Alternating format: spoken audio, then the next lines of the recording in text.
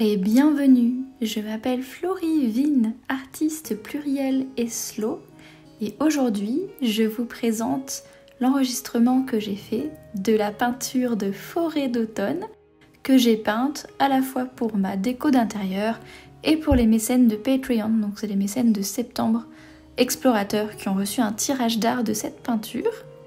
Donc nous allons préparer un petit peu le plan de travail. Et puis, pour illustrer cette peinture en accéléré, j'ai envie de vous parler d'un sujet qui me fait beaucoup réfléchir en ce moment, à savoir notre présence sur les réseaux sociaux et le temps qu'on y passe, à la fois en tant qu'utilisateur et en tant que créateur ou créatrice sur ces réseaux.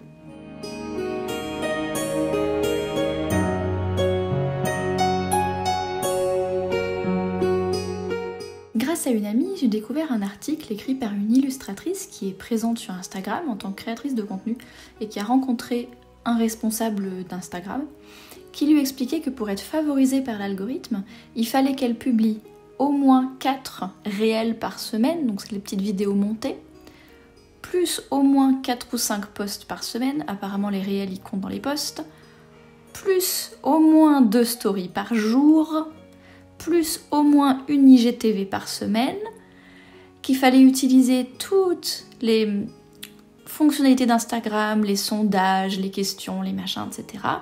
Et sinon, non seulement l'algorithme ne favorise pas ces contenus, mais en plus, il nous punit. C'est-à-dire que si on ne publie pas régulièrement, ou si on refuse de faire des réels comme ils veulent, ils font exprès de ne plus montrer nos publications aux personnes qui pourtant se sont abonnées pour voir ce qu'on fait. Alors quand j'ai lu cet article, ça m'a un petit peu choquée parce que vous vous rendez compte, 4 réels, 4 à 5 posts, 2 stories par jour, une IGTV, ça s'appelle du travail gratuit là, hein. Du travail gratuit de contenu pour le réseau. Et ça m'a fait réfléchir parce que, en tant que créatrice de contenu, j'ai pas envie de faire du travail gratuit pour Instagram ou pour aucun autre réseau commercial d'ailleurs. Et ça pose vraiment question de comment on est présent en tant que créateur et créatrice de contenu sur un réseau commercial si on se fait punir par l'algorithme. C'est un petit peu de l'extorsion, hein, de dire soit vous vous comportez comme nous on veut, soit on va cacher vos publications aux gens qui vous suivent déjà et qui veulent savoir ce que vous faites. Donc déjà c'est une pratique commerciale que j'apprécie pas du tout. Et puis ça pose aussi la question côté utilisateur et utilisatrice. Moi je sais que je croule complètement sous les stories des comptes que je suis sur Instagram en tant qu'utilisatrice et du coup maintenant je ne les regarde même plus les stories. Il y en a trop, je me sens submergée. Et pourtant j'ai limité le nombre d'abonnements que j'ai sur Instagram, c'est soit des gens que je connais, soit des gens qui m'inspirent. Donc beaucoup des auteurs, autrices, des artistes, des illustrateurs et illustratrices, beaucoup que je suis sur Instagram. Et malgré cette limitation que j'ai faite, je me sens complètement submergée de contenu.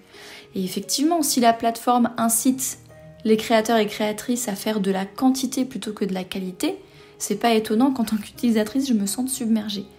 Sauf que ça pose la question de la qualité du contenu. C'est-à-dire qu'à moins d'être une grande marque et d'avoir toute une équipe de vidéastes et de community managers et de graphistes pour créer du contenu de qualité sous cette quantité-là, on se retrouve forcément avec du contenu de moins bonne qualité de la part de créateurs et de créatrices qui essayent de se faire bien voir de l'algorithme et d'avoir de la visibilité, ce qui est un objectif tout à fait honorable, et qui du coup bombardent la plateforme de choses pas forcément qualitatives.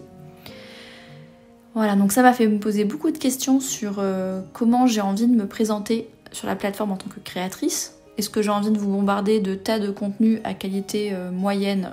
Je peux déjà vous dire que la réponse est non. Parce que j'ai pas envie de participer à la saturation en fait en quantité. Puis ça pose la question de manière plus globale de ce qu'apportent vraiment aujourd'hui les réseaux commerciaux, aussi bien en tant qu'utilisateur, utilisatrice, qu'en tant que créateur et créatrice de contenu. Donc j'ai pas de réponse pour vous aujourd'hui, mais je voulais soulever la question, parce que c'est une question que je me pose pour moi-même et pour ma future maison d'édition aussi, qui va peut-être avoir ses canaux de contenu. Et je me demande, est-ce que je vais être présente sur Instagram? Et si oui, sous quelle forme, à quelle fréquence? Je vais vous laisser sous cette réflexion-là. Je vous souhaite une belle journée, une excellente soirée. Et à la prochaine!